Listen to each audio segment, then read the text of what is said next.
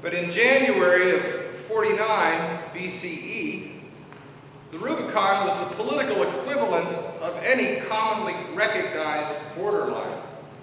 An ancient Roman law forbade any general from crossing the Rubicon River and entering Italy proper with a standing army. To do so was treason.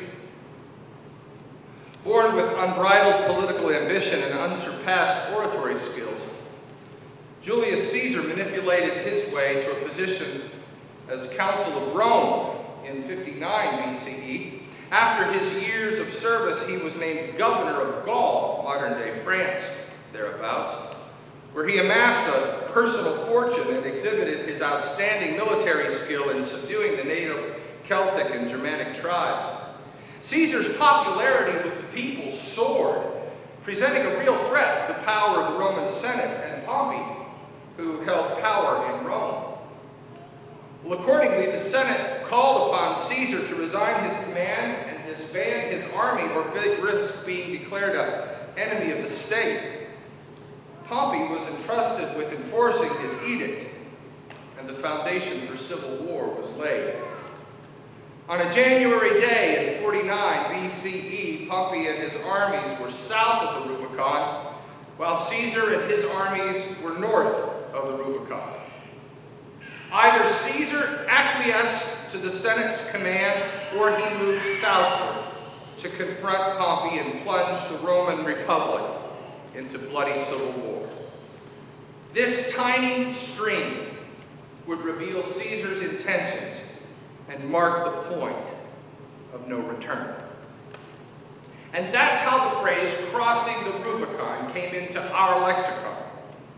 Crossing the Rubicon means the point of no return, or having reached an irreversible decision.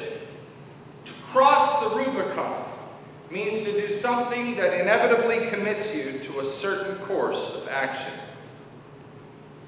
For Joshua and the people of Israel, the Rubicon was named Jordan. Having fled Egypt and their life of slavery, under Moses' leadership, Joshua was then challenged to take the people into the land of promise, a land that was already inhabited by other people. As they made their way to the promised land, the final barrier between their old life and their new was the River Jordan. In something of a retelling of the story of the crossing of the Red Sea, Joshua ordered the priests who carried the Ark of the Covenant to go down into the river. As they did, the waters parted, and the people of Israel were able to cross on dry land. None of them had done this before, for those who had crossed the Red Sea with Moses were all gone.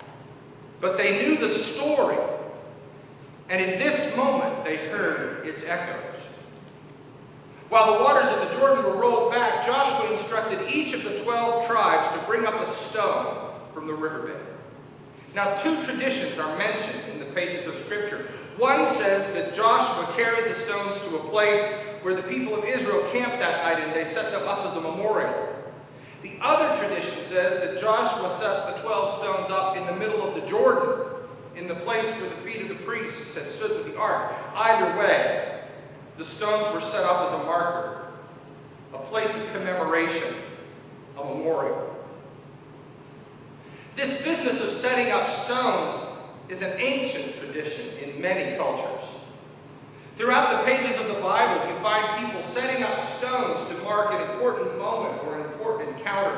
When Jacob had his dream of a ladder reaching from earth to heaven and heaven to earth, he set up the stone which he had used as a pillow, anointed it with oil, and called it Beth-El. Beth meaning house, El meaning God. Beth-El, house of God. There's the story of Samuel the priest, who set up a stone between Mizpah and Jeshanah and named it Ebenezer, because in the Hebrew that word means, thus far the Lord has helped us. The story is referenced in the old hymn, Come Thou Fount of Every Blessing, when in the second verse we sing, Here I raise my Ebenezer, here I raise my memorial that God has been with me. Go up to one of my favorite corners of the world, head up to Scotland or Ireland or even to Wales. There, the ancient tradition of the cairn is still observed. A cairn is a pile of rocks marking an important place. In ancient times, they often marked burial sites. In modern times, they can mark boundaries, or the summit of a mountain, or when set in a series, a pathway to follow from point to point. When you walk through the cemeteries that surround the ancient city of Jerusalem, or if you go to a Jewish cemetery in our country, you will find small stones set on the headstone of the grave. It is a continuation of the tradition of setting up a stone in remembrance. It's an honoring of the life that was lived. From the Inuit peoples of the Arctic Circle to the islanders of the South Pacific and every other place you can imagine, setting up stones is an ancient custom carried on in modern times.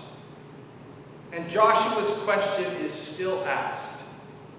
What do these stones mean to you? Not surprisingly, Joshua's question is before us as a congregation of First Presbyterian Church as we begin the work of creating a long-range plan for ministry. The first step of that process is essentially asking Joshua's ancient question. What do these stones mean to you? What does this church mean to you? Why do you come here? What do you find here that makes a difference in your life? Turn it around just a little and ask the question the way Joshua intended the question to be asked. In some day, far out in the unknown future, when your children or grandchildren or great-grandchildren come to the corner of Mulberry Street and Southeast 2nd Street in a vibrant and bustling downtown Evansville, Indiana, and they ask you, well, I said it's in the future, and they ask you, what does this place mean to you? What will your answer be? Some might say, it's a lovely place of great beauty where I sit for an hour every week. Some might say it's a place where I hear great music that makes me feel good.